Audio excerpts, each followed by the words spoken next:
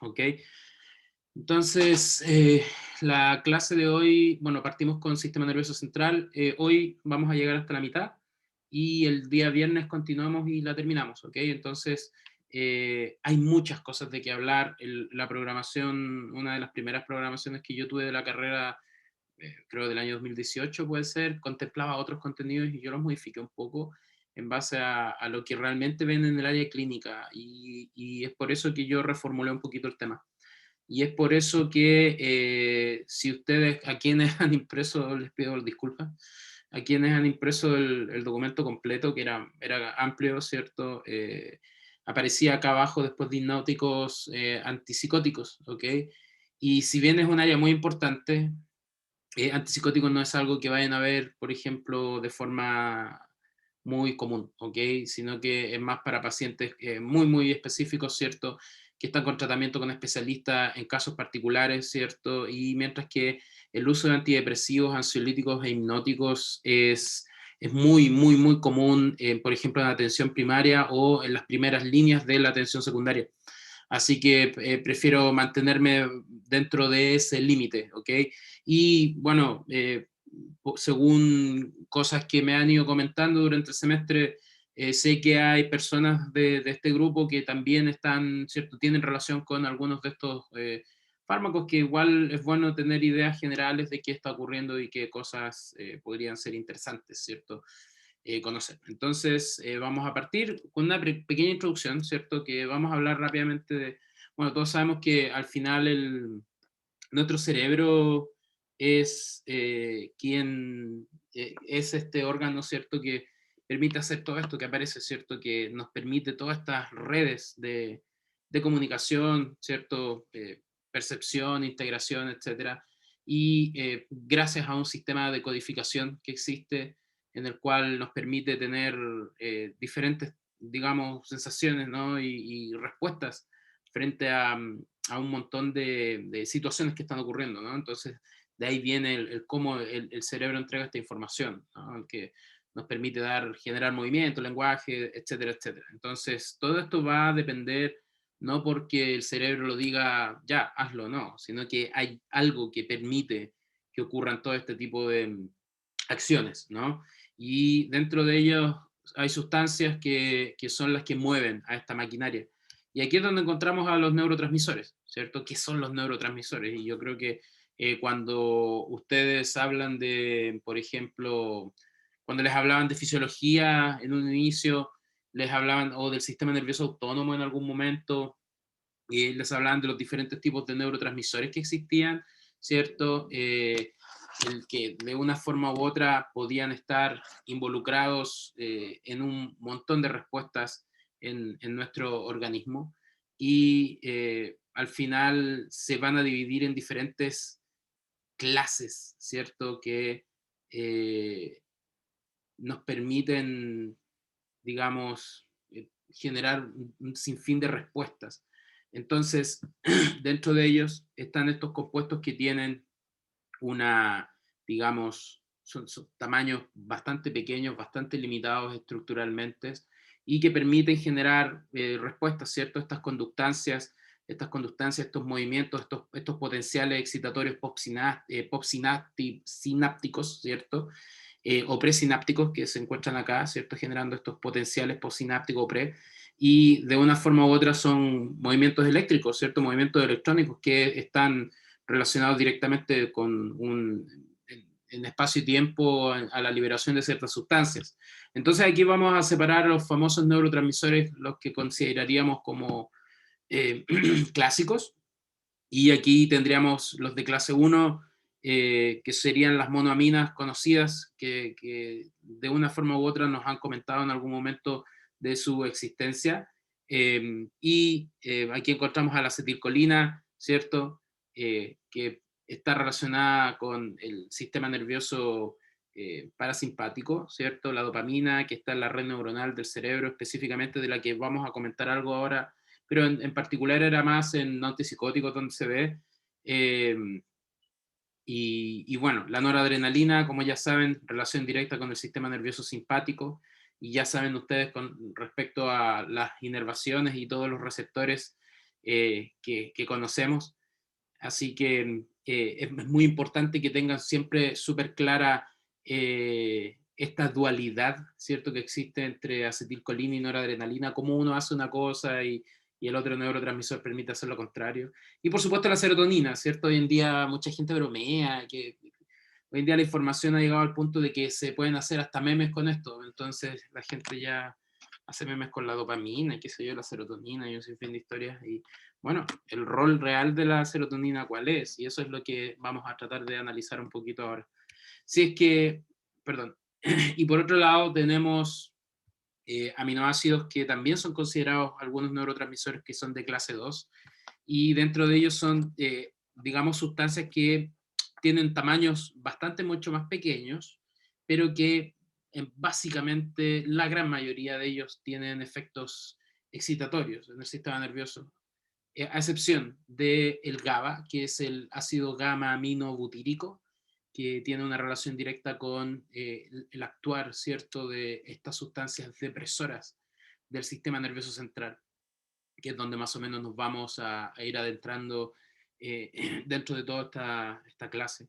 Y por otro lado, bueno, tenemos estas sustancias como glutamato, aspartato, que quizás tienen mayor funcionalidad cuando hay sustancias que generan estimulación del sistema nervioso central y que no particularmente son fármacos en muchos de los casos, sino que también roza el límite con la droga de abuso, por ejemplo. Entonces ahí es, digamos, un margen muy estrecho en ese aspecto de la terapéutica. Bueno, dopaminérgicamente hablando, cómo se distribuye el sistema dopaminérgico, quiero que tengan en mente a ustedes cuando les enseñaban anatomía, ¿cierto? ¿Se acuerdan del famoso, del cuerpo calloso que está acá, justamente esta porción que está aquí? Y si hacíamos este corte segmentado, se puede observar una zona súper densa en la zona central del cerebro, en la cual se encuentra lo que se conoce como la sustancia negra, que es toda esta porción central, y por supuesto hay diferentes porciones específicas, pero toda esta porción al fin y al cabo tiene un sinfín de inervación que lleva una vía dopaminérgica, que es donde se encuentra distribuida prácticamente la dopamina. En específico con los receptores D2, de tipo D2, ¿ok? Que son los que al fin y al cabo generan estos aspectos de funcionalidad. Entonces, fíjense, la acción de la dopamina de por sí genera motivación, ¿cierto? Como recompensa, placer, euforia, función motora, que es muy importante. Entonces, ¿se acuerdan que en algún momento hablamos de qué es lo que qué es lo que hace cualquier antagonista de este tipo de receptor? Lo que hace es bloquear esta función motora. Entonces, por ejemplo, las personas que tienen Parkinson tienen un exceso, digamos, eh, de algunas sustancias, ¿cierto? O bueno, en este caso, el déficit de las mismas también podrían llevar a esta contraparte. Pero por otro lado también vemos la compulsión, perseverancia, que ya son parámetros bastante más complejos de poder analizar. Y si se dan cuenta, toda la acción de la serotonina se encuentra a nivel un poco más de la zona cortical, en donde, fíjense, el estado del ánimo, ¿cierto? Es muy importante que hoy hemos hecho apropiamiento cultural de esta palabra y la usan para todo, o sea, que es el estado del ánimo al fin y al cabo se reduce a esta palabra.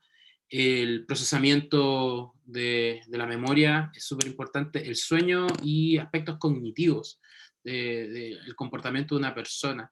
Ahora bien, si nosotros tomamos, si a estos dos neurotransmisores nosotros le añadimos la noradrenalina, podemos de una forma generar, digamos, de una triada en el cual podríamos analizar cierto tipo de comportamientos que nos permite como relacionar ciertos tipos de estímulos, ¿cierto? Y digamos, aspectos relacionados al comportamiento. Entonces, por ejemplo, fíjense, noradrenalina, serotonina y dopamina, todas tienen digamos, unos aspectos específicos relacionados con la vigilia, el impulso, el placer, pero que se pueden relacionar en otros aspectos, ¿cierto? La producción de ansiedad, la producción de, en este caso, el apetito, el instinto sexual, la agresividad propiamente tal, va muy relacionado con estas dos. Entonces de ahí viene el por qué los tratamientos quizás se relacionan con estos dos neurotransmisores, la motivación, ¿cierto? Entre noradrenalina y dopamina, y al final los tres se unen en una misma porción. Entonces, un desorden, por decirlo así, de estos tres podría llevar a aspectos un poco más complejos, en donde hoy en día existen diferentes tipos de actividades basadas en cómo estos neurotransmisores van a estar descritos en nuestro organismo. Entonces, para diferentes funciones vamos a tener diferentes estructuras donde se van a originar y por supuesto fármacos específicos que van a actuar en ciertas zonas. Entonces, si se dan cuenta, el sueño y la vigilia a nivel de la corteza va a estar relacionado con este tipo de fármacos, la actividad motora, reacciones emocionales y así sucesivamente para diferentes tipos de respuestas o funciones, ¿cierto? El dolor, ¿cierto? Respuestas neurovegetativas. Y aquí encontramos un sinfín de sustancias que están relacionadas con, digamos, estas actividades. Si nosotros queremos clasificar ahora los fármacos de por sí, vamos a tener, ya sea por un lado, depresores, vamos a tener estimulantes y, por supuesto, los psicodilépticos o también, digamos, sustancias que hacen alterar la percepción de la realidad, ¿ok? Y a eso se les conoce como psicodislépticos. Entonces, dentro de los depresores, producen una sedación, ¿cierto? Inconsciencia, pérdida de tono muscular, etcétera. Y aquí, por supuesto, están los anestésicos generales, o sea, que se usan normalmente en cirugía, ¿cierto? Y se usan en aspectos ya un poco más quirúrgicos particularmente, o para algunos procedimientos específicos. Por otro lado, el alcohol, ¿cierto? El consumo excesivo de alcohol puede llegar a generar una depresión severa a nivel del sistema nervioso central, que podría llevar hasta la muerte a algunas personas. Y, por supuesto, el uso de barbitúricos, que son sustancias muy antiguas que a día de hoy siguen teniendo una importancia dentro de lo que es ciertos tipos de tratamientos particulares para pacientes, sobre todo, digamos, epilépticos, ¿cierto? Pero que ya tienen una clase, un nivel de la condición un poco más compleja, que no puede ser tratada con tratamientos, digamos, un poco más simples. Por otro lado, tenemos depresores selectivos y aquí es donde ya entramos en cosas que nos interesan más. Entonces, aquí son, digamos, sustancias que actúan en zonas específicas, donde hemos hablado, ¿cierto? Dopamina, serotonina, donde están descritas específicamente. Entonces, aquí encontramos a los ansiolíticos, ¿cierto? Los neurolépticos, que serían estos antipsicóticos que no vamos a analizar, pero lo tienen ahí para la lectura, analgésicos, antiepilépticos y otros fármacos, etcétera. Y por supuesto, estimulantes generales, esto ya, estos estimulantes generales, de la misma forma que un depresor general, pueden llegar a generar también, digamos, estimulación excesiva que pueden llevar hasta la muerte. Entonces, por un lado tenemos venenos, ¿cierto? Como la estricnina, que no sé si la conocerán, o el pentiniltetrazol, que son dos sustancias, dos alcaloides, que son utilizados mucho en técnicas de toxicidad para poder determinar perfiles de toxicidad, y por mucho tiempo la estricnina fue utilizada como un veneno bastante complejo. Y por otro lado, ¿qué estimulante general más grande que conozcamos que la cafeína, ¿cierto? La cafeína, al fin y al cabo, es un gran estimulante y se utiliza a veces personas que toman exceso de cafeína y que puede llevar también a otros problemas.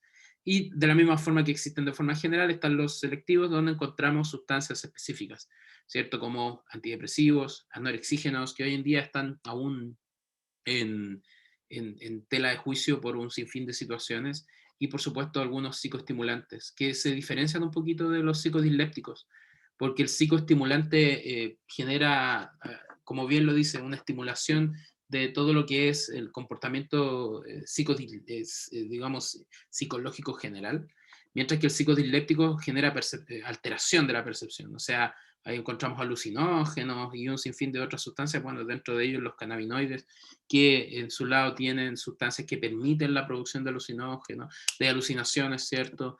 Y aquí, por supuesto, otros alcaloides que tienen hoy en día un componente de utilización más vulgar, ¿no? Como psilocibina, el ácido lisérgico, la dietilamida, el ácido lisérgico y un sinfín de otros derivados que son de origen natural, pero que tienen estos efectos particulares, ¿no?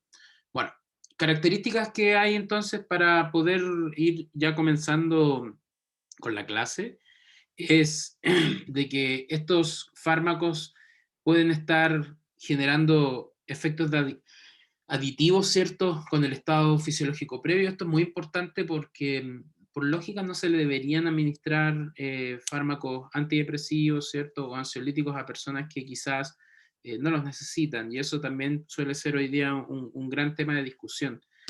Son adictivos con lo de otros depresores estimulantes, siempre se generan efectos sinérgicos, eso es muy importante, y también puede existir antagonismo entre unos y otros, y eso la verdad que también a veces genera problemas de, digamos, como el nombre lo dice ahí, antagonizar efectos de una sustancia que tú en realidad estás buscando, eh, digamos, que actúe. Pero el gran tema es la gran diferencia que puede existir entre ya sea una actividad de los generales versus los selectivos, porque el antagonismo entre los generales suele ser fisiológico, o sea que el organismo está respondiendo de una forma natural, mientras que el de los selectivos, que son mucho más específicos, suele ser competitivo. Y eso al fin y al cabo puede estar disminuyendo la actividad de un fármaco frente a otro. Entonces, eso es súper importante también tenerlo claro. ¿A qué me refiero?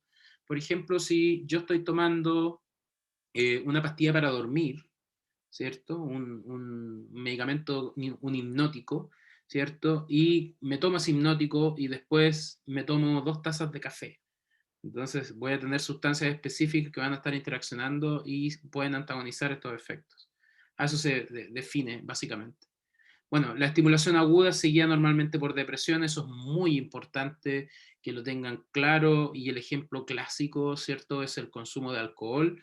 O sea, una persona parte bebiendo alcohol y en un comienzo genera esta excitabilidad, ¿cierto? Y esta hiperexcitabilidad que podría llegar a ocurrir, eh, eventualmente va a generar una meseta que después se va a transformar en, digamos, en una depresión del sistema nervioso. Y ustedes saben de que el consumo de alcohol tiene un perfil de eliminación completamente diferente en todas las personas y trae diferentes consecuencias. Entonces, hay desde amnesia anterógrada, hay desde pérdida de la movilidad muscular, hay pérdida del conocimiento, etcétera. Y mucha gente se reirá, pero eso es bastante, puede generar degeneración neuronal. Y eso no es bueno, la verdad. Así que hay que tenerlo en cuenta. Y por otro lado, el uso crónico de depresores siempre, bueno, genera una hiperexcitabilidad al suspender bruscamente su administración. Eso es muy importante. Y eso entra dentro de lo que se conoce como el famoso síndrome de abstinencia de una forma u otra. Y de aquí viene la justificación de por qué un tratamiento al sistema nervioso central tiene que ir aumentando de forma en escalera, por decirlo así, y también tiene que ir disminuyendo de la misma forma, no tienen que ser retirados abruptamente del tratamiento de un día para otro. Así que mucho ojo con eso, es muy importante que lo tengan claro. Si es que alguien está con tratamientos de ese tipo y de repente el médico les dice, no, deja de tomarlo nomás, no tiene que ser tan así. El médico se los dice porque él no los está tomando. Así que yo les recomiendo, si es que alguien se encuentra en esa situación o eventualmente vean pacientes que a quienes les indican el finalizar un tratamiento, siempre los tratamientos hay que ir dejándolos de forma paulatina en el tiempo, ¿ok? No se dejan de forma brusca porque eventualmente suelen traer algunas consecuencias. Y yo claramente me refiero a los tratamientos que ya tienen un tiempo prolongado, ¿cierto? No los que son por tiempos cortos, que es para buscar quizás alguna otra funcionalidad del fármaco. Esos quizás se podrían valorar dependiendo también de cuál es la sustancia que se está administrando. Bueno, dicho eso, vamos a partir con antidepresivos. Y bueno, antes de poder hablar de estos fármacos hay que entender de forma general primero qué es la depresión, ¿cierto? Que es una condición mental que tiene un precedente muy amplio, y aquí sí pongo justificación en la música, ¿cierto? En la literatura, la poesía, ¿cierto? No sé si alguien alguna vez ha tenido la posibilidad de leer a Sartre, es terrible, o sea, da mucha tristeza leer sus poemas, básicamente. Bueno, es un estado depresivo y uno se siente sin esperanzas y es complejo, ¿cierto? Y experimenta un sentido de desolación. Es muy difícil a veces poder explicar a otra persona el estado de la depresión. Es muy, muy, muy complejo. Entonces requiere de un sinfín de situaciones y una red muy, muy importante, ¿cierto? Que no necesariamente tiene que ser farmacológica, sino que la red de apoyo también incluye la psicoterapia, el entorno, ¿cierto? Y hay varias cosas que hay que tener en cuenta. Bueno, existen variaciones normales bueno, y anormales del ánimo, y el trastorno, para que sea considerado como tal, tiene que tener una duración de por lo menos 2 semanas. Eso es lo que dice la literatura, pero no necesariamente siempre va a ser así. Y no debe ser atribuida al uso de sustancias o a otro trastorno mental orgánico. ¿Ok? Tiene que ocurrir, digamos, ya sea de forma innata o en este caso secundaria a algún proceso, etcétera. Y eso ya es algo que lo van valorando los especialistas, ¿no? Y por supuesto ocurre la ausencia de síntomas maníacos. Y cuando ocurre en presencia de síntomas maníacos, tiene otro tipo de descripción terapéutica. Y hay un gran desglosamiento a nivel de la descripción o la categorización de patologías mentales que se les llaman en un libro, en donde se definen todo este tipo digamos, de presentaciones clínicas. Entonces, ¿se acuerdan lo mismo que analizábamos anteriormente? La serotonina, la norepinefrina o noradrenalina y la dopamina, si bien cada una tiene un manejo particular de diferentes aspectos y se relacionan entre ellos en algunos, todos van a estar de una forma u otra relacionadas en que podrían desencadenar un problema relacionado con el estado del ánimo, ¿cierto? Y por supuesto generar una depresión. Ahora bien, estas ilustraciones dejan un poco claro eso, bueno, el rostro de la depresión y un paciente que le pregunta a un médico: doctor, ¿qué es lo que pasa conmigo? ¿Qué hay de mal, qué hay de malo conmigo? Y este tipo de situaciones, claro, son cosas que se tienen que ir valorando y por supuesto se pueden generar abstinencia, rabia, frustración, cierto, pérdida de placer, y hay varias cosas que van de la mano y un sinfín de otras cosas que lo que están tratando de hacer los fármacos es tratar de remediar eso, pero que por otro lado también podrían estar aumentando ciertas características. Así que hay que tener mucho ojo.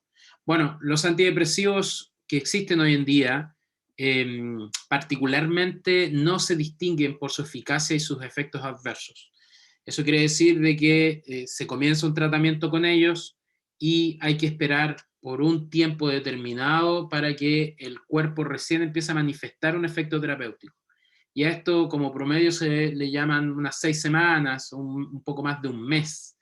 Y la verdad es de que a veces se requiere mucho más tiempo para obtener un beneficio máximo. Y aquí son cosas que hay que dejar súper claras, o sea, que si tú inicias un tratamiento antidepresivo hoy, no quiere decir que en una semana o en un mes ya vas a tener una respuesta fisiológica beneficiosa. Es muy extraño que llegue a ocurrir eso, dependiendo del tratamiento. Y ahí viene también la historia, y eso es algo que vale la pena también comentar. Entonces, por ejemplo, yo les voy a hablar un poco más en profundidad de la fluoxetina, que es como el tratamiento que más se utiliza, pero existen otras alternativas terapéuticas que quizás reducen este periodo, ¿cierto? Para el inicio del efecto terapéutico a quizás una semana o dos, lo cual es muy bueno, pero que por otro lado trae problemas en relación a potenciales efectos adversos. Entonces, hoy en nuestro país tenemos, esta es una tabla que recolecta básicamente cuáles son las clases de antidepresivos que hay en nuestro país.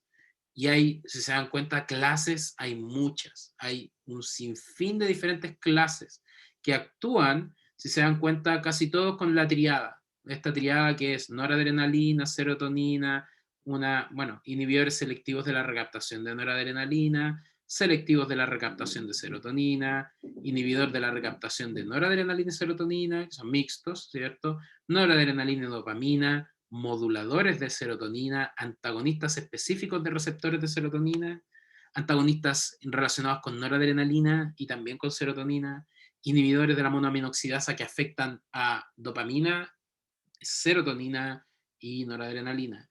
Y por supuesto estabilizadores del ánimo que si bien no actúan relacionados con estos, actúan de una forma más macro a nivel de minerales o un mineral específico que es el litio. Yo no voy a hablar de todos, por supuesto, no hay que estresarse ni nada. Aquí simplemente están las abreviaciones y aquí van a encontrar un listado amplio de diferentes fármacos y marcas comerciales que en algún momento las habré puesto porque me las solicitaron, pero bueno, esto ahora da un poco igual. Yo no me sé ninguna marca, soy lo peor para esto, nunca me las he sabido y nunca me las voy a saber. Bueno, por un lado vamos a encontrar fármacos muy reconocidos dentro de algunos grupos. Entonces aquí, por ejemplo, dentro de, de este grupo principal, digamos que la desipramina o la reboxetina son conocidos. Aquí, por supuesto, la fluoxetina, el citalopram, ¿cierto? La paroxetina, la sertralina. Este es el grupo de fármacos que más se utiliza hoy en día. Y ya después tenemos unos más clásicos, antiguos, y también algunos más nuevos, como la amitriptilina, que se usa mucho a día de hoy, la imipramina, venlafaxina, que tiene un valor terapéutico súper importante ya por su actividad dual como antidepresivo y ansiolítico. Y lo mismo pasa con la fluoxetina, que tiene también esa virtud, por decirlo así, farmacológica. Y bueno, aquí encontramos ya otras alternativas que son mucho más específicos para depresión, el caso de paroxetina, sertralina y el escitalopram, que es como dentro de todos estos, es como una de las alternativas que menos tiempo tarda en generar efecto. Y ya después encontramos un sinfín de otras opciones que son muy específicas y que hoy en día quizás no están, digamos, tan descritas como para tratamientos farmacológicos específicos para ciertas cosas. Les pongo un ejemplo. El caso del aripiprazol, que es muy particular que se encuentra en este listado, resulta que el aripiprazol originalmente ha sido concebido como un antipsicótico, pero resulta de que también tiene efecto ansiolítico. ¿Por qué es importante o interesante este nombre? Para que si no se les vaya a olvidar o si les queda por ahí dando vueltas, es de que el aripiprazol es el único antipsicótico que no produce aumento de peso, mientras que todos los demás sí lo hacen. Y esa es una de las grandes preocupaciones de los tratamientos a pacientes que se encuentran con tratamientos del sistema nervioso central, que es eso, que es el aumento de peso. Y también es el desorden a nivel metabólico. Y eso es algo que lo hubiera discutido si le hubiera pasado la parte digamos, de antipsicóticos. ¿Okay? Pero también con los antidepresivos también se ve eso. Y por otro lado está la trazodona, que no sé si lo habrán escuchado, pero la trazodona es un antidepresivo muy antiguo, que hoy en día el valor más grande que tiene es ser utilizado como un hipnótico en dosis baja. Entonces, el, a ver, todos los fármacos tienen una dosis tóxica. Eso que te quede absolutamente claro. ¿A qué te refieres eh, con lo de la dosis en particular? ¿No? ¿Nada? ¿Algo en particular a lo que te refieras con el aripiprazol? Bueno, a ver, ya que no me comentas nada, a ver, dime, es que, a ver, resulta que el aripiprazol normalmente se utiliza en dosis única, que no supera los 10, bueno, técnicamente, o sea, son 10 miligramos, o sea, lo que se usa como dosis mínima básica, que o puede ir partir de 5 a 15 a rato, que eso es lo que normalmente se suele utilizar, pero no debería exceder los 30 miligramos. Eh, a ver, lo que pasó es que nos llegó una pequeña recién por lo mismo. Ah, vaya.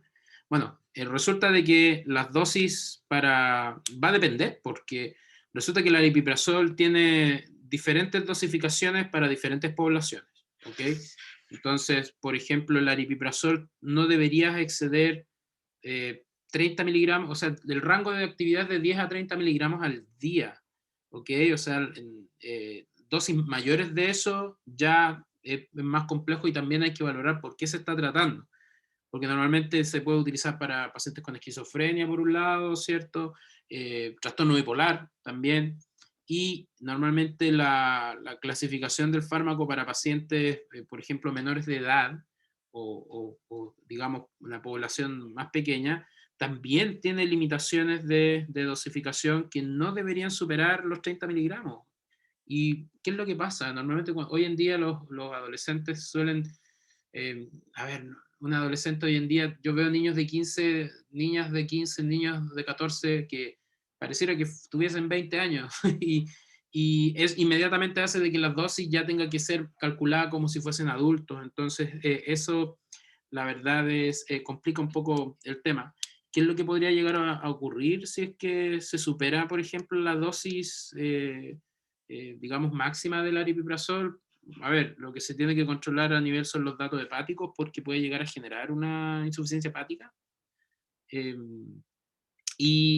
Bueno, eso es como lo más complejo, entre comillas, que podría estar generando de forma general, y por supuesto existen algunas otras consideraciones prácticamente con todos estos tipos de fármacos a nivel cardíaco, ¿cierto? A nivel de movimientos involuntarios, ¿cierto?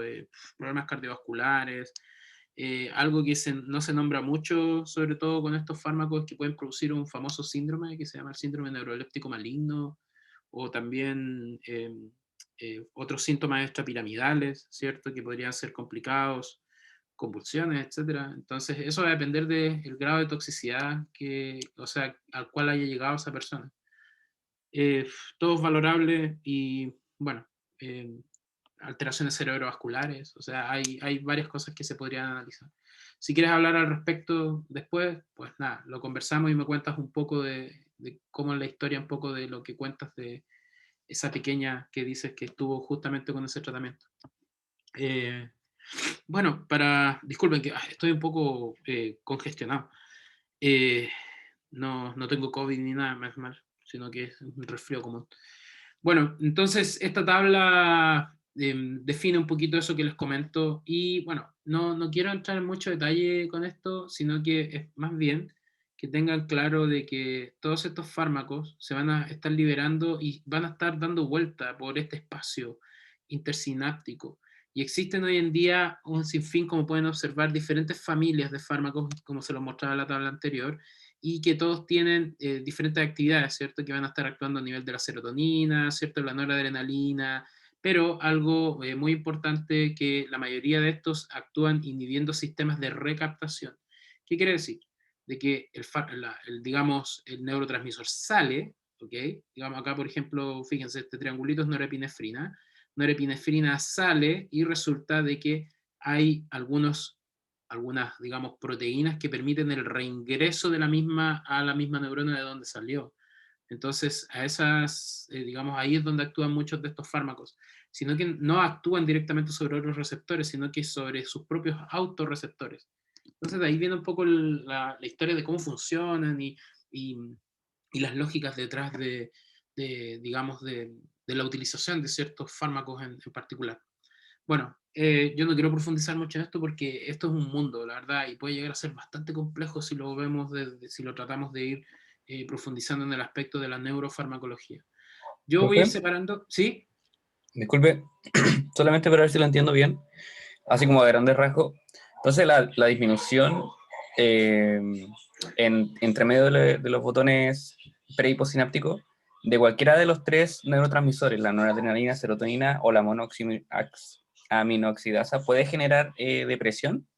Sí, a ver, claro, como una forma general es eso, o sea, ¿qué es lo que hace? Partamos por una idea general. ¿Qué es lo que hace Mira, mejor voy a dibujar, no sé si puedo dibujar acá algo. No se puede. A ver, tú tienes, digamos, esto es una neurona, ya pongámonos de forma general, esto es una neurona, y la neurona normalmente genera un neurotransmisor, ¿cierto? Entonces, claro, el neurotransmisor sale, tiene que llegar a la otra neurona, y así funciona normalmente. En los estados depresivos, que ocurre es de que esa cantidad de neurotransmisor desaparece, ya no hay cantidad suficiente de neurotransmisor para que esté disponible para las otras neuronas. ¿Qué es lo que hacen los fármacos? Es aumentar la liberación o la concentración de estos neurotransmisores para que puedan llegar a estas otras neuronas. Así de simple. Entonces, claro, al fin y al cabo, estos tres son muy importantes: la dopamina, noradrenalina y serotonina deberían aumentar estas concentraciones para poder llegar a las diferentes neuronas, pero como lo que comentaste también de la monoaminoxidasa se encuentra dentro de la neurona. Y lo que hace la monoaminoxidasa es metabolizar el neurotransmisor que entra, destruyéndolo para que se vuelva a sintetizar por otro lado. Entonces, lo que hacen los fármacos es inhibir el efecto de esa enzima para que siga dando vuelta al neurotransmisor y pueda ir a actuar donde tiene que ir a actuar. Es básicamente eso. Ese es como el efecto, al fin y al cabo. Un poquito más adelante voy a explicarlo con otra imagen que se explica mucho más fácil. Esto es como muy complejo, muy raro. Cuando hablemos de la fluoxetina, ahí voy a volver a insistir en el tema, ¿ok? Y ahí lo refiero, de hecho, un poco más simplificado. Bueno, vamos a partir con antidepresivos tricíclicos, que son los de primera generación, que lo que hacen es bloquear la recaptación de la noradrenalina, serotonina y en menor medida la dopamina. O sea, bloquean, evitan que estos tres neurotransmisores vuelvan a entrar a la neurona para que se metabolicen, sino que permiten que se mantengan ahí en el espacio interneuronal para que sigan avanzando. Entonces, no quiero entrar en mucho detalle con esto, resulta que con el paso del tiempo se fueron descubriendo los rangos de selectividad, ¿ok? Y se fueron ordenando de cuáles de ellos eran mucho más potentes que otros y otros que eran más o menos potentes, etcétera, ¿bien? Pero que quede claro de que hoy en día el uso de estos antidepresivos tricíclicos de primera generación ya está un poco olvidado en la terapéutica, por lo que esto que está acá es sacado de la guía clínica para el tratamiento de la depresión de nuestro país, en donde hoy está súper limitada la utilización de estos fármacos. Si se dan cuenta, lo importante es de que tienen vías medias muy amplias, ¿cierto? Y al fin y al cabo, bueno, el tema de las dosis también es un asunto bien importante, que podían llegar a ser un poco elevadas en algunos casos, en el caso de la amitriptilina y la imipramina, que son los que más se utilizan hoy en día en particular. Pero lo importante es saber esto, las respuestas que pueden generar al inicio. Normalmente cuando se inicia un tratamiento con estos fármacos de primera generación, como tienen, bueno, químicamente son moléculas muy antiguas que no solamente van a generar efectos en lo que dicen que generan, porque tienen muchas reacciones adversas asociadas. Entonces las respuestas normalmente cuando se parte con el tratamiento siempre hay sueño, mucho letargo con los pacientes que están, como dicen, como un poco torpes, ¿cierto? El cansancio, la inseguridad al caminar, los problemas musculares son muy comunes, porque tienes que pensar de que el paciente que está con depresión de por sí fisiológicamente tiene una disminución, ¿cierto?, de concentración de estas sustancias, digamos, estos neurotransmisores, y lo que está tratando de hacer esta molécula es forzar al cuerpo a que las genere más. Entonces, el cuerpo tiene que acostumbrarse a ese proceso. Entonces, después de 2 semanas, empieza a observarse un cambio, mejora el ánimo de a poco, el apetito, ¿cierto? Y también esto ya un poco más, ¿cierto? Que algo que se tiene que ir trabajando con psicoterapia, el fin de las ideas de culpa, suicidio, tiene el efecto ansiolítico y también desinhibe la motricidad, que al inicio es un poco más complejo. Entonces, es todo un proceso. Ahora bien, el gran problema de los antidepresivos tricíclicos de primera generación son sus efectos adversos. ¿Por qué? Porque son moléculas que también se relacionan mucho con acetilcolina, con la noradrenalina, ¿ok? Y con otros receptores como la histamina. Entonces, dentro de ellos, los efectos antimuscarínicos, la amitriptilina es el que más tiene, y el que menos, bueno, la desipramina, pero entre medio la imipramina, y estos dos son los que más se utilizan en atención primaria. A efectos antimuscarínicos, ¿a qué me refiero? Me refiero a sequedad bucal, ¿cierto? A problemas gastrointestinales, en este caso, disminución de la liberación de secreciones, y básicamente van por ahí estos efectos que podrían llegar también a aspectos de movilidad muscular. Efectos cardíacos pueden generar taquicardia, y esto lo generan por este bloqueo muscarínico que es antimuscarínico, ¿cierto? Y bloqueo de la recaptación de noradrenalina. Y esto, por ejemplo, si se toman en dosis extremadamente elevadas, podrían llegar a generar efectos cardíacos bastante complejos, o sea, alteraciones al ritmo cardíaco que son importantes. O sea, una taquicardia no es menos, y hay que definir qué tipo de taquicardia podría llegar a generar. Efectos hemodinámicos también, porque en las primeras etapas de tratamiento suelen generar hipotensión ortostática, o sea, una persona no se puede mantener de pie cuando comienza a tomar las dosis del fármaco. Y esto se debe, si bien a esta actividad que tiene relación con los efectos cardíacos, es porque también puede generar sedación, porque entre comillas tienen efectos anti-alfa-1 que se encuentran a nivel del sistema nervioso, y antihistamínicos H1, o sea, en el sistema nervioso central. Entonces ustedes se pueden a pensar y dicen, wow, sí que tienen muchas actividades estos fármacos. Bueno, por otro lado, también a nivel central pueden generar insomnio, temblor, ¿cierto? Y esto normalmente es por acción de estos bloqueos que generan la recaptación, y se pueden revertir con algunos beta bloqueadores. Normalmente en estos casos se les suele dar atenolol, por ejemplo, a los pacientes para evitar esto.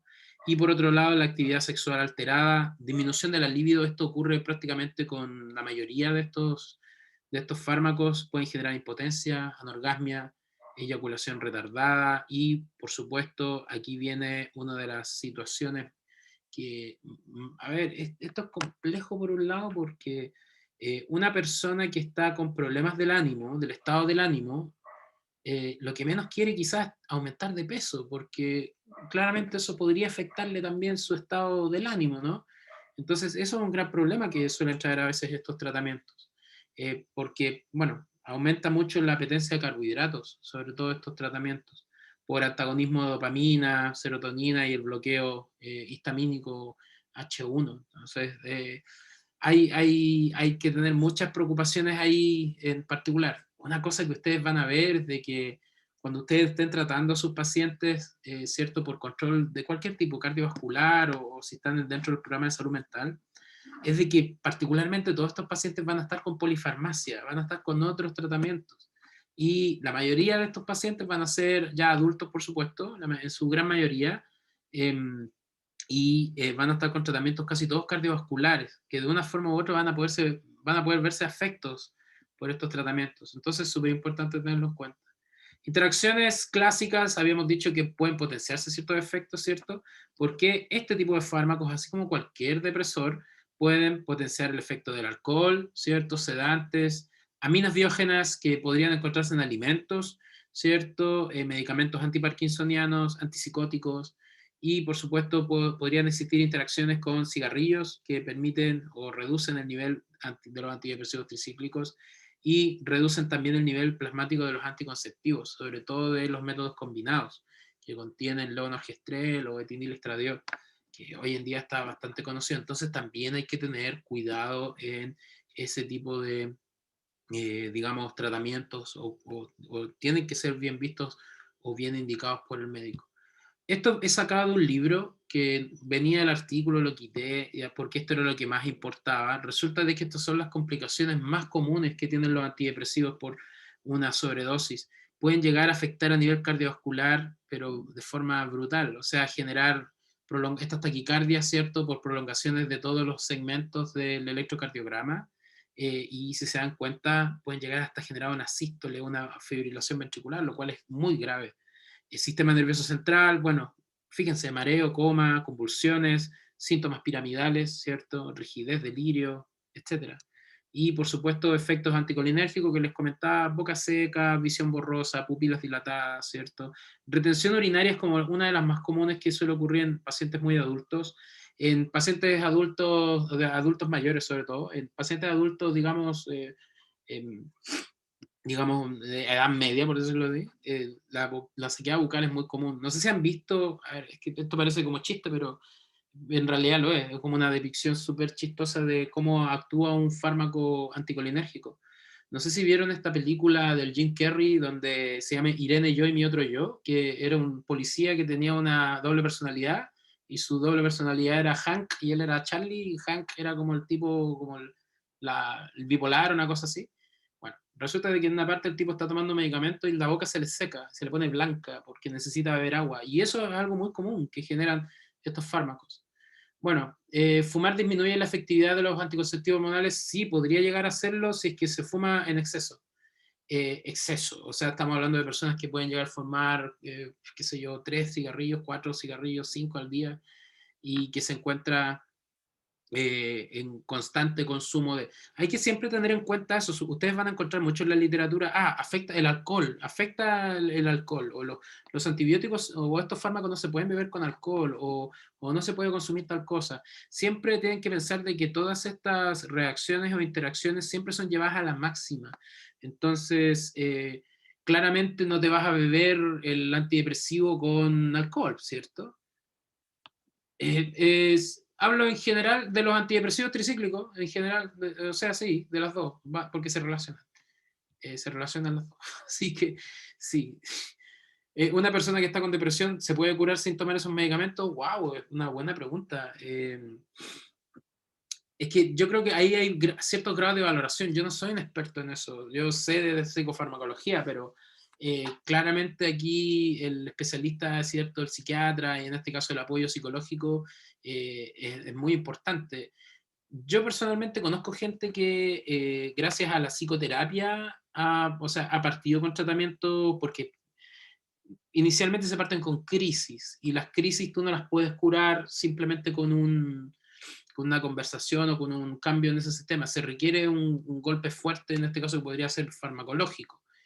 y después ya con el apoyo con la psicoterapia, y de hecho en las guías clínicas que les insto a que las revisen, siempre se recomienda la psicoterapia una vez iniciado el tratamiento farmacológico. Y eso es algo que hoy en día yo he visto que se recomienda mucho, o las personas son muy reacias a querer tener un tratamiento de psicoterapia, y créanme que eso ayuda un montón. Entonces quizás podría iniciar, pero después lo más utilizado es de la primera generación en APS. Viene otra tablita donde los cuento, te digo cuáles son. Así que no te preocupes. Ahí. Entonces, claro, es un componente súper importante la psicoterapia. Yo creo que va desde las manos, van las dos de la mano, ¿ok? Bueno, vamos a entrar ya en detalle, a hablar de los, digamos, estos inhibidores selectivos de la recaptación de serotonina,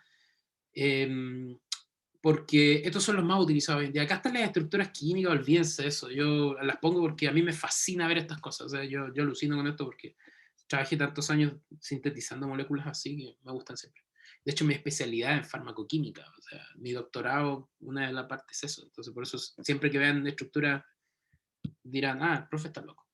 Pero bueno, resulta de que la serotonina, habíamos dicho de que está esta triada, ¿no? De la serotonina, la dopamina y la noradrenalina. Dentro de las tres, la serotonina hoy en día ha jugado un rol más importante en el cambio del estado del ánimo, el cambio de humor, ¿cierto?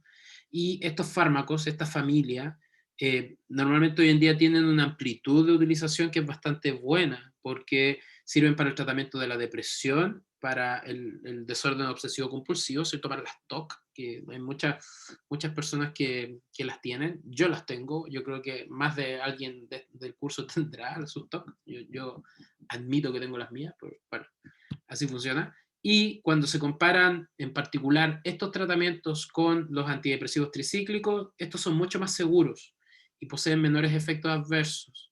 O sea, no quiere decir que no los tengan, sino que están un poco más reducida esa presentación clínica de muchos de ellos, ¿ok? Y específicamente las diferencias se encuentran relacionadas más con la farmacocinética, ¿ok? Entonces yo ahí les voy a comentar un poquito de diferencias que existen y por qué hoy en día algunos son más utilizados que otros y por qué hay que tener más ojos sobre esos tratamientos, ¿ok? Entonces, esta imagen, Profe, sí, dime. ¿los ansiolíticos por cuánto tiempo se deben tomar? Eh, ¿Quieres la respuesta real o la respuesta confusa? Porque, a ver, técnicamente un tratamiento en el sistema nervioso central se puede prolongar por años, ¿ok? Pero siempre tiene que ser valorado por el especialista y por el apoyo, en este caso, de psicoterapia.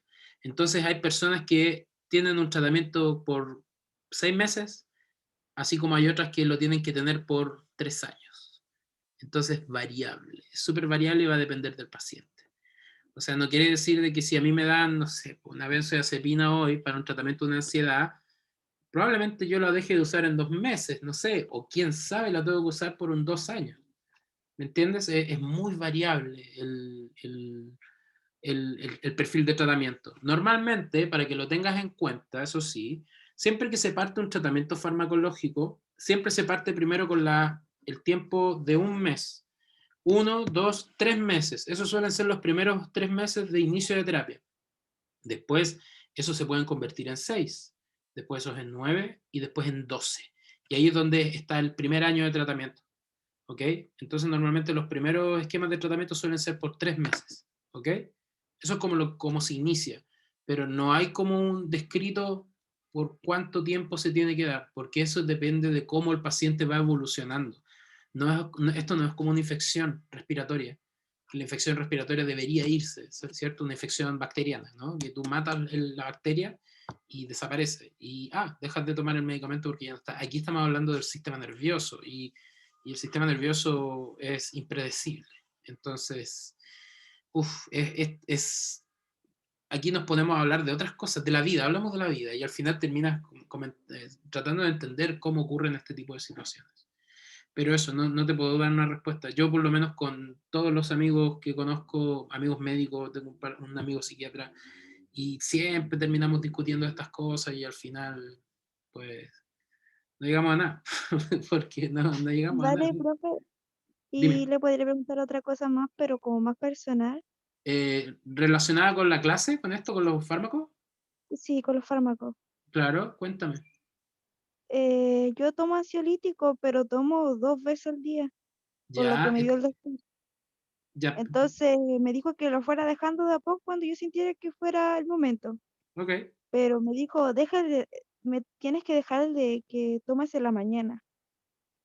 Y yo ya. digo, es mejor dejar el que tomo en la noche porque en la noche puedo dormir normal, pero en el día el que me siento más mal.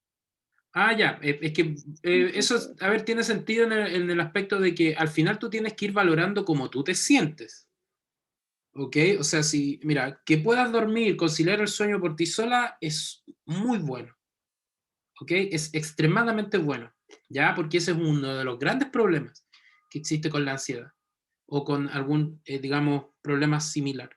El conciliar el sueño es un gran problema. Entonces, hoy en día muchas personas recurren a ciertos tratamientos para poder conciliar el sueño y que a la vez ayudan a controlar un poco el tema de la ansiedad.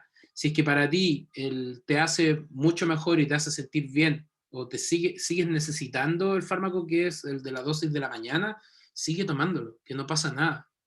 Va a llegar un punto en el cual ya tendrás que ir reduciendo la dosis de forma paulatina y verás que tu cuerpo va a empezar ya a reaccionar de una forma diferente, ¿sabes? Entonces, va a depender mucho de cómo... si bien es una valoración personal tuya, también es una valoración de el especialista y también si es que estás teniendo apoyo de psicoterapia ayuda también un montón. Entonces, por eso te digo, es muy amplio todo este tema. Pero si ya dejaste, por ejemplo, de tomar una dosis, vas por súper buen camino. O sea, yo encuentro que vas por muy buen camino. vale, profe, gracias. Ya, de nada. Esta imagen simplemente es para mostrarles de que existen un sinfín de transportadores. Todos estos que están acá son los famosos receptores, ¿ok? Para, en este caso, la serotonina, que se encuentra en verde. Pero por acá hay unas proteínas transportadoras, que lo que hacen estos compuestos, como la fluoxetina, es bloquear que esto, en vez de ir acá, vuelva acá. Y al volver acá, se metaboliza y vuelve a sintetizarse. ¿Ok? Entonces es básicamente lo que trata de mostrar. Esto es simplemente un artículo que habla de un sinfín de perfiles genéticos que existen para la expresión de diferentes receptores y proteínas. Bueno, vamos a hablar rápidamente de la fluoxetina, porque hoy quiero terminar solo con antidepresivos y ya en la próxima clase comenzamos con ansiolíticos y hipnóticos. Bueno, la fluoxetina, aquí hablan un poco de su farmacocinética, que esto, a ustedes no les importa mucho esto, pero lo que sí les importa es de que una vez que se metaboliza el fármaco, y el fármaco tiene una vida media de 50 horas, pero su metabolito puede llegar a tener hasta una vida media de 200 horas. Es mucho tiempo en el cual permanece en el cuerpo. Eso quiere decir de que se va a eliminar en mucho tiempo. Bueno, efectos farmacológicos muy similares a los tricíclicos, ¿cierto? Pero lo bueno es de que no posee estos efectos cardiovasculares o en menor medida. Entonces, por eso le da un mejor perfil de seguridad. Usos terapéuticos, tiene un sinfín de usos la fluoxetina hoy en día, desde la distimia, ¿cierto? Las alteraciones del apetito, enfermedad obsesiva compulsiva, crisis de pánico, o sea, va desde el perfil de la depresión hasta la ansiedad, o sea, cubre todo. Reacciones adversas, bueno, comparte algunas de los tricíclicos, ¿cierto? Puede generar, al principio casi siempre suele generar mucha cefalea, mucho dolor de cabeza, náuseas en particular, diarreas en algunas personas. La sequedad bucal es rara, la baja de peso en algunas personas sí ocurre bastante, pero el tema de la anorgasmia y eyaculación retardada o la pérdida de la libido es bastante común en un gran porcentaje de pacientes. Pero el tema de la bajada de peso, ojo, que no confundan de que la fluoxetina porque te ayuda a bajar de peso lo vas a tomar como un tratamiento para bajar de peso. De hecho, muchos médicos especialistas lo utilizan la fluoxetina en dosis bajas dentro de estas preparaciones magistrales para la disminución de peso, simplemente por una vía indirecta en la cual está actuando sobre el sistema nervioso el fármaco para generar esta actividad como sacienógena. Bueno, el mecanismo de acción que tiene de por sí la serotonina en sí, claro, lo que hacen es situarse sobre estos transportadores, ¿cierto? Digamos, del transporte de la serotonina, pero resulta de que digamos que esta es la neurona, ¿ok?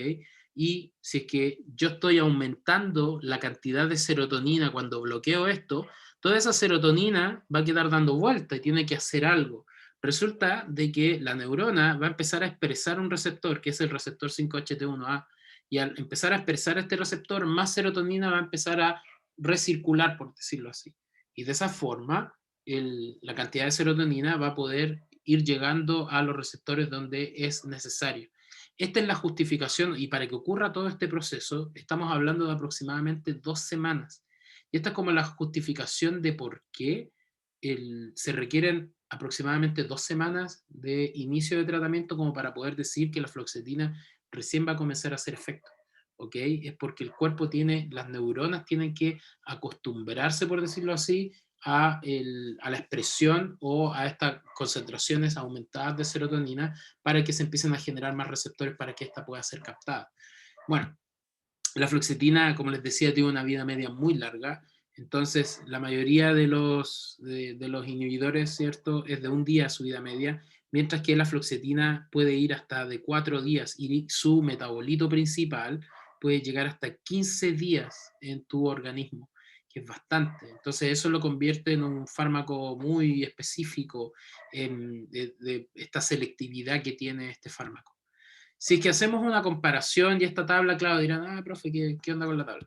Bueno, resulta de que si hacemos una comparación entre fluoxetina, los que más se usan hoy en día en la clínica, fluoxetina, sertralina, paroxetina y el citalopram, lo que quiero que tengan súper en cuenta acá es lo que hablamos recién de las vidas medias. Fíjense, la norfluoxetina puede llegar a actuar por un montón de tiempo, y lo que me interesa a mí es esto, el steady state o el tiempo necesario para la actividad. Este por lo menos necesita de 4 semanas. La sertralina requiere de hasta 10 días en el paciente muy adulto mayor, pero normalmente hasta 3 semanas. El caso de la paroxetina, 2 semanas. En 2 semanas ya hay mejor respuesta. Pero en el caso del citalopram y el escitalopram se define que hasta en 1 semana recién ya podría comenzar a generar efectos beneficiosos del tratamiento. Ese es uno de los motivos por los cuales a veces se va modificando el esquema de tratamiento para algunos pacientes.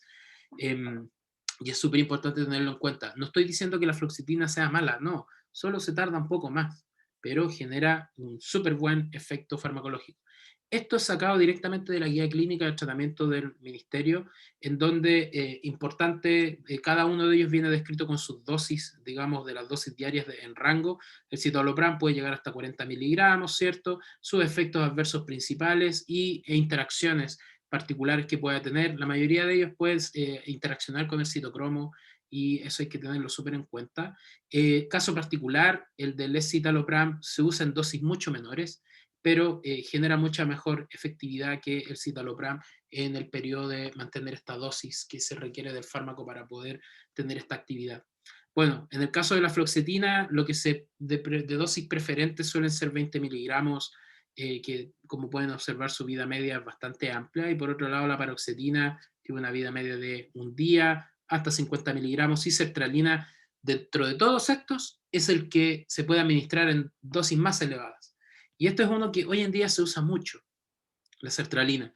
Se parte con tratamientos que van desde 25, 50, ¿cierto? 100, 150, hasta llegar a 200 miligramos en algunos pacientes. ¿Por qué se mantiene a veces este límite de hasta tratar de forzar la dosis más elevada de sertralina para no tener que quizás recurrir a otros tratamientos que particularmente no se encuentran quizás en atención primaria? Entonces, estos que están aquí son los más utilizados y los que más van a ver en ese aspecto. Bueno, por otro lado tenemos otros fármacos que de una forma u otra son compuestos un poco más nuevos, que lo que hacen es tener un bloqueo dual, ya sea en este caso de los transportadores de serotonina como de noradrenalina. Bueno, estos son derivados de los fármacos antidepresivos tricíclicos de primera generación, y nada más es contarles de que existen este tipo de compuestos, pero que permiten una actividad dual. Dentro de ellos encontramos a la venlafaxina, que tiene este efecto que ya lo vamos a mostrar en una tablita, que puede ser un muy buen antidepresivo, así como un muy buen ansiolítico. Cuando ya no hay respuesta quizás por los tratamientos anteriores, o sea, llegamos al tope de citalopram quizás, y la venlafaxina suele ser una muy buena alternativa. Otros moduladores que existen hoy en día también, que van a regular los receptores, no quizás inhibiendo la recaptación, sino que actuando sobre el receptor modulando, bloqueando, ¿cierto? O generando mayor actividad en esos receptores de serotonina que podrían estar regulando otros tipos de perfiles, ¿cierto? Entonces, dentro de ellos, uno de los más importantes es el que les comentaba hace rato, que era el aripiprazol, que tiene, si bien un efecto antipsicótico, también puede ser usado como ansiolítico, y el caso de la trazodona, que hoy en día la trazodona ha cambiado un poco el valor que tiene farmacológico, porque ya no es utilizado tanto como un antidepresivo, sino que hoy en día es utilizado en dosis bajas para el tratamiento del insomnio. Y esto es algo muy común que ustedes van a ver en APS en particular, el uso de trazodona. Los médicos se están resistiendo a la utilización de benzodiazepinas, a utilizar clonazepam, en este caso el alprazolam, sino que se prefiere el uso de otras alternativas para no generar dependencia a benzodiazepinas, como en este caso las que les comenté anteriormente. Entonces, dosis bajas de trazodona o de antipsicóticos como la quetiapina ayudan también como hipnóticos sin tener que afectar, digamos, otros aspectos de, digamos, características a nivel del sistema nervioso central. Bueno, esto viene también sacado de la guía clínica, en donde la trazodona puede ser utilizado si bien para depresión y ansiedad, y como les comentaba, venlafaxina es súper amplio. En este caso, cuando hay una mala respuesta al tratamiento con los otros, ¿cierto? Antidepresivos, sobre todo inhibidores de la recaptación de serotonina, la venlafaxina puede llegar a ser administrada en dosis bastante alta, a diferencia de un derivado de la misma, que es la desvenlafaxina, que puede administrarse hasta 200 miligramos, pero este específicamente se usa para depresión. Venlafaxina siempre está ahí, es como la piedra angular dentro de los tratamientos más nuevos. Y la trazodona, como les decía, se prefiere utilizar más por este efecto, digamos, hipnótico, ¿okay? Que en particular se suele utilizar en dosis más bajas de 150 miligramos. Se suele utilizar en 100, no 50 en algunos casos. Bueno, por otro lado tenemos otros fármacos que son los inhibidores de la monoaminoxidasa. Esto es lo único comentario es de que existen dos tipos de monoaminoxidasa. Y esta monoaminoxidasa era lo que les decía yo, que lo que te permiten es metabolizar la serotonina para que ésta se destruya. Entonces, lo que hacen estos fármacos es inhibir la enzima que destruye la serotonina y permiten el aumento de la concentración de serotonina en el espacio interneuronal. Entonces, en nuestro país existe solo un derivado, que es la moclobemida, ¿ok? Y la moclobemida es un inhibidor específico de la IMAO-A, que es un tipo de enzima, mientras que no es un inhibidor de la IMAO-B, que dice generar efectos indeseados. ¿Por qué? Porque la IMAO-B tiene más relación con otras patologías como el Parkinson, y hay compuestos que son inhibidores de la IMAO-B que se utilizan para el tratamiento del Parkinson, ¿ok? Entonces, hoy en día el uso de moclobemida es muy, muy, muy raro, ¿ok? Es muy particular cuando, por ejemplo, el médico ve que hay mucha refractariedad a los tratamientos clásicos, suele utilizar esta alternativa como una buena opción. Bueno, dentro de los usos terapéuticos de estos fármacos, ¿okay? De todos los antidepresivos, de absolutamente todos, para la ansiedad generalizada, como ya ven, se define como preocupación excesiva, ansiedad, tensión muscular, que también ayudan, agitación, ¿cierto? Insomnio, deterioro de la concentración. La venlafaxina es una opción, y por supuesto los inhibidores selectivos de la recaptación de serotonina, los tricíclicos, nefazodona, bueno, de hoy en día quizás no tanto, fobia social, temor y evitación de reuniones sociales, los inhibidores selectivos de la recaptación, la fluoxetina y la paroxetina son muy utilizados, y más rara vez el clonazepam se suele utilizar bastante cuando el paciente requiere de un tratamiento ya un poco más complejo, y por supuesto terapia conductual, que también va de la mano. Y el trastorno de pánico, lo mismo, siempre los inhibidores selectivos de la recaptación son los más utilizados, la venlafaxina, y a veces se añade una benzodiazepina. Puede ser alprazolam, ¿cierto? En dosis bajas, lo mismo que con en este caso, el clonazepam. Y existen también otros tratamientos, pero a nivel de APS es lo que más se maneja. Bueno, trastorno obsesivo compulsivo, aquí está un poco más limitado, ¿cierto? La fluoxetina se usa bastante para esto, la sertralina un montón, y por supuesto para el trastorno de estrés postraumático, bueno, memorias recurrentes, pesadillas, ¿cierto? No se establece un fármaco específico, pero de por sí toda esta familia de tratamientos como inhibidor selectivo de la recaptación son bastante útiles. Una pregunta que hace un tiempo me hicieron: ¿qué pasa si una paciente embarazada está con necesita un tratamiento con antidepresivos, bueno, está descrito ya en la guía clínica del ministerio, en el cual todos los tratamientos que se pueden administrar son casi la mayoría son categoría C. En algún momento habremos comentado de que si bien existen varias categorías A, B, C, D, ¿cierto? E y X, ¿cierto? Casi la mayoría de los que se ocupan son clase C, así que podrían ser utilizados de una forma u otra, eh,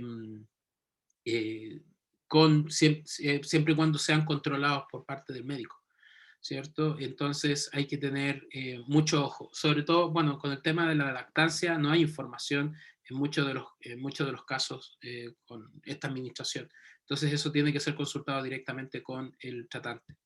Bueno, por otro lado está el famoso síndrome de abstinencia, va reducido directamente al hecho de que una persona, lo que les decía al principio, dejar un tratamiento de forma totalmente brusca, ¿cierto? Lo cual puede generar todos estos síntomas: ansiedad, mialgia, ¿cierto? Disforia, mareos, síntomas de vértigo, vómitos, etc. Y puede llegar a ser bastante complejo, por lo que se recomienda, ¿cierto?, disminuir gradualmente la dosis. Entonces, en el caso de la fluoxetina, ahora que ustedes ya saben que tiene una vida media pero súper prolongada, lo lógico es ir disminuyéndolo de a poco. Bueno, efectos adversos de todas estas familias de fármacos frecuentes: náuseas, bueno, los malestares al sistema nervioso clásicos, la somnolencia, lo que les decía al principio, difusión sexual, los ocasionales, serostomía, ¿cierto?, la sequedad bucal, el aumento de peso por un lado, así como lo de la fluoxetina es muy especial porque puede llegar a generar disminución, pero cuando aumentan los tratamientos también podría generar aumento.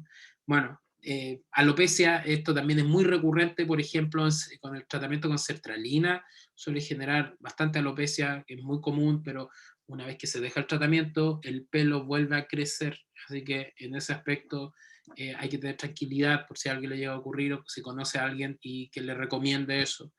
Por otro lado, muy importante, vienen descritos, esto también es de un artículo que se los recomiendo, ahí está el link para que lo vean, con respecto a las reacciones adversas comunes que tienen muchos de los antidepresivos. En el caso de la fluoxetina, el insomnio es muy común, de la paroxetina, las náuseas, y con la sertralina, la diarrea suele generar un montón de problemas gastrointestinales, y la trazodona, por lo cual hoy tiene un valor muy importante, es esto, la somnolencia, produce mucho sueño, y la venlafaxina también en las primeras etapas del tratamiento suele ser bastante complejo.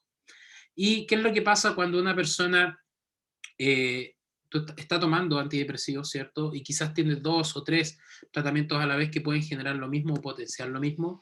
Aumenta demasiado la serotonina en el sistema nervioso, y esto puede llegar a generar un síndrome serotoninérgico, y esto es por el aumento de esta biodisponibilidad de serotonina produciendo algunos cambios en el estado mental, lo que puede generar agitación, problemas musculares, sudoración excesiva, ¿cierto?, escalofríos, temblores, y al final ataxia, o sea, bloqueo total a nivel muscular.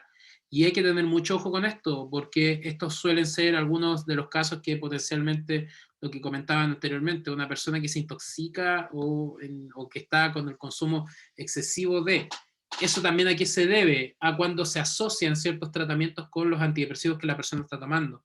Entonces, fármacos que pueden inducir esto, algunos antidepresivos, por supuesto, cuando se mezclan, ¿cierto?, cuando se asocian demasiado, antiparkinsonianos junto con antimigranosos. Mucho ojo, cualquier fármaco que tenga dihidroergotamina, el cefalmín, todas estas cosas que usan para la migraña, la cefalea, todos estos son potenciales, podrían llegar a generar un síndrome serotoninérgico para las personas que lo usan demasiado, que están con tratamiento antidepresivo en dosis un poquito más elevadas.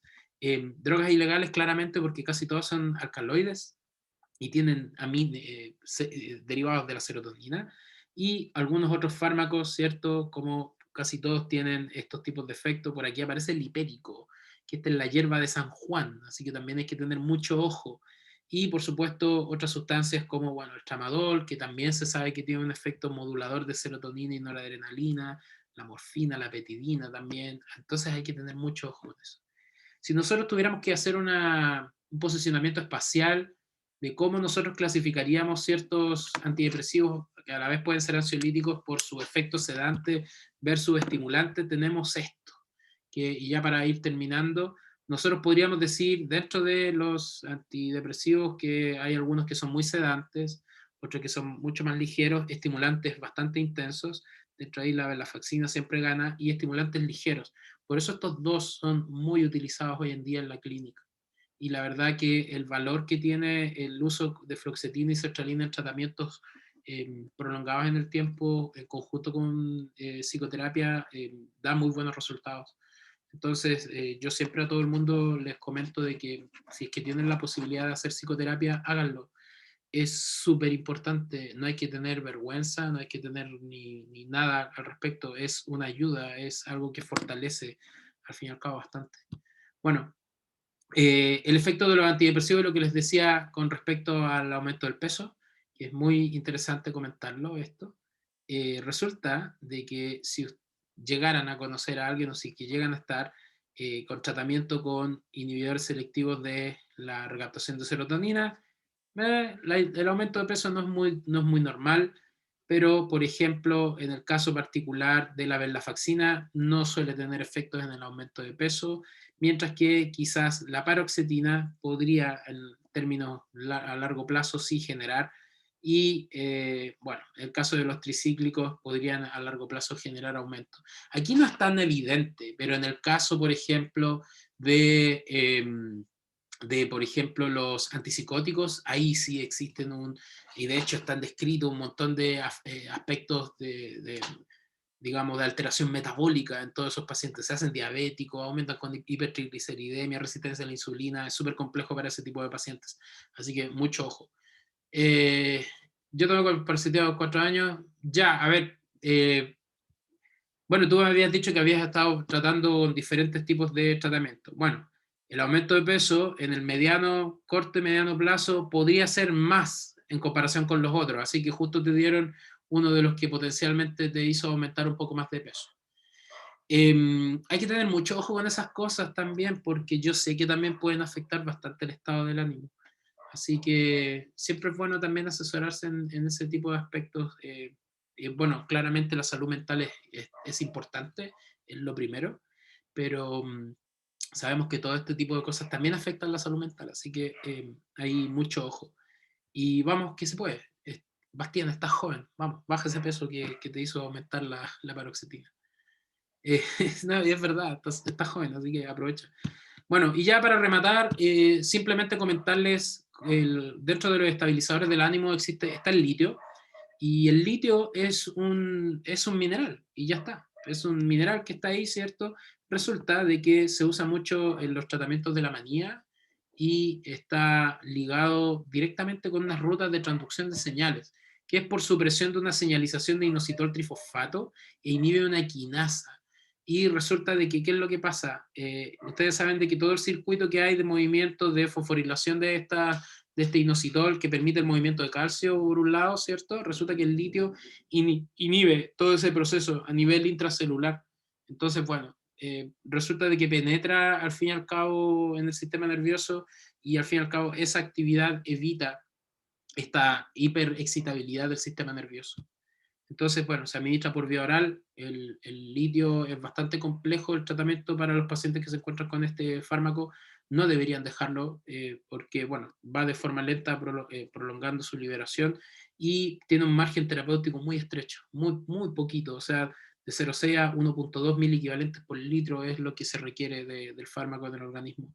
Tiene una eliminación renal porque como es un metal, ¿cierto? Se puede intercambiar y normalmente se suelen utilizar diuréticos y hay que mantener siempre un control renal porque no se quiere generar una toxicidad, un aumento, ¿cierto?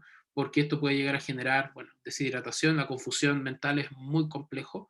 El tratamiento crónico puede llegar a generar bocio que se asocia a un hipotiroidismo producido por lo mismo y también toxicidad a nivel renal y eso puede llegar a ser bien complejo. Y por supuesto está la contraindicación de que podría llegar a generar malformaciones cuando es administrado durante el embarazo. Este es un esquema de tratamiento de un episodio depresivo bipolar, solamente para que tengan en cuenta cómo funciona hoy en día según las guías clínicas.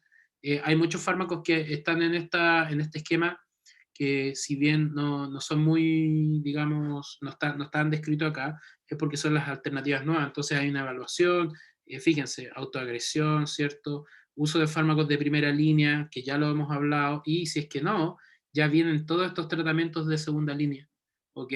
Y estos tratamientos de segunda línea, dentro de los de primera, fíjense, inhibidor selectivo de la recaptación de serotonina, añadir ya mezclas, ¿cierto?, de la motrigina con litio, es muy común, y después ya viene, fíjense, el litio, la motrigina, la olanzapina, más un inhibidor selectivo, litio, divalproato, ¿cierto?, inhibidor selectivo, más buspirona, litio, divalproato, quetiapina, ¿cierto? Y esto ya son casos en los cuales el paciente ya no puede tener un control por sobre sí.